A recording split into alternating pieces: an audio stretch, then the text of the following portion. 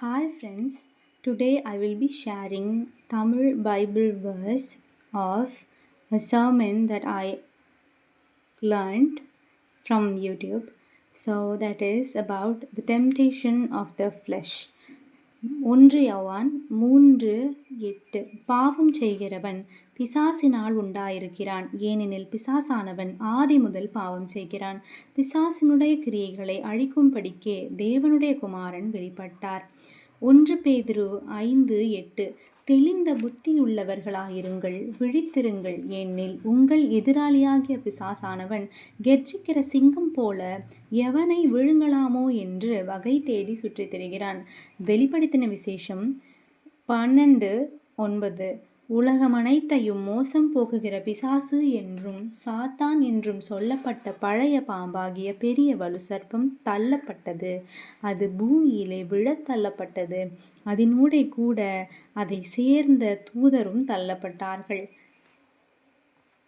வெளிப்படுத்தின விசேஷம் 20:2 பிசாஸ் என்றும் சாத்தான் என்றும் சொல்லப்பட்ட பழைய பாம்பாகிய வலுசர்ப்பத்தை அவன் பிடித்து அதை 1000 வருஷம் அளவும் கட்டி வைத்து அந்த 1000 வருஷம் நிறைவேறும் வரைக்கும் அது ஜனங்களை மோசம் போக்காதபடிக்கு அதை பாதாளத்திலே தள்ளி அடைத்து அதன் மேல் முத்திரை போட்டான். லூக்கா 3:21-22 ஜனங்களெல்லாரும் ஞானஸ்நானம் பெற்ற போது இயேசுவும் ஞானஸ்நானம் பெற்று ஜெபம் பண்ணுகையில் வானம் திறக்கப்பட்டது. பரிசுத்த ஆவியானவர் ரூபம் கொண்டு புறாவைப் போல அவர் மேல் இறங்கினார். வானத்திலிருந்து ஒரு சத்தமும் உண்டாகி, நீர் என்னுடைய நேசகுமாரன், உம்மில் பிரியமாயிருக்கிறேன் என்று உரைத்தது. லூக்கா 4:1-2 இயேசு பரிசுத்த ஆவியினாலே நிறைந்தவராய் யோர்தானை விட்டு திரும்பி ஆவியானவராலே வனாந்தரத்திற்கு கொண்டு போகப்பட்டு 40 நாள் பிசாசினால் சோதிக்கப்பட்டார். அந்த நாட்களில் அவர் ஒன்றும் புசியாதிருந்தார். அந்த நாட்கள் முடிந்த பின்பு அவருக்கு பசியுண்டாயிற்று.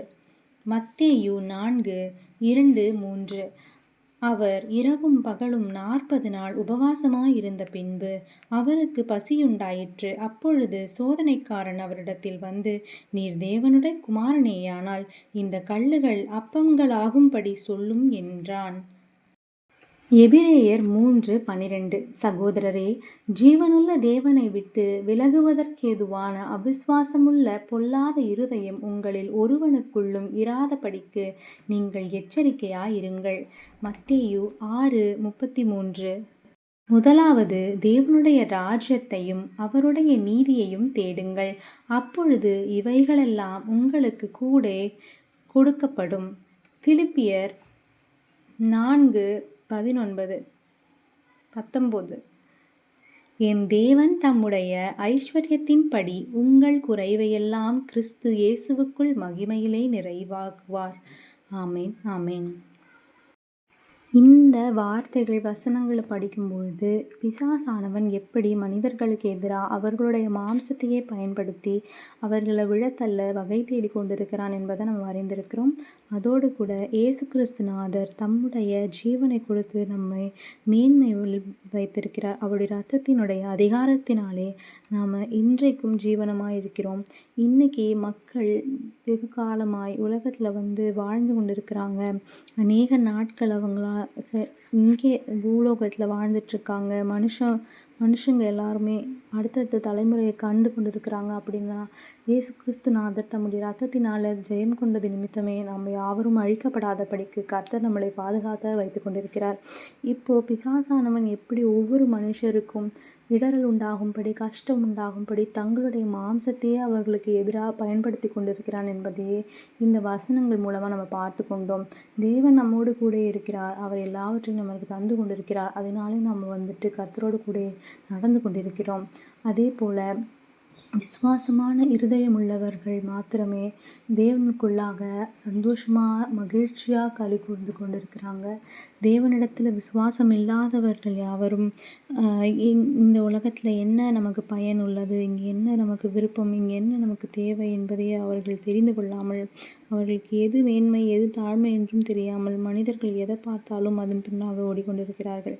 இப்படி இருக்க மாம்சம்தான் நம்ம எல்லாரையும் ஆவிக்குள்ளாகக்கூடிய இந்த வாழ்க்கையிலிருந்து பிரித்தெடுக்கிறது.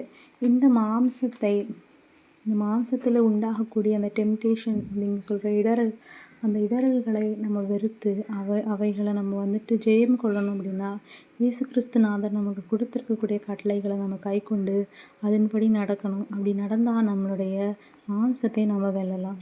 ஆமேன், ஆமேன்.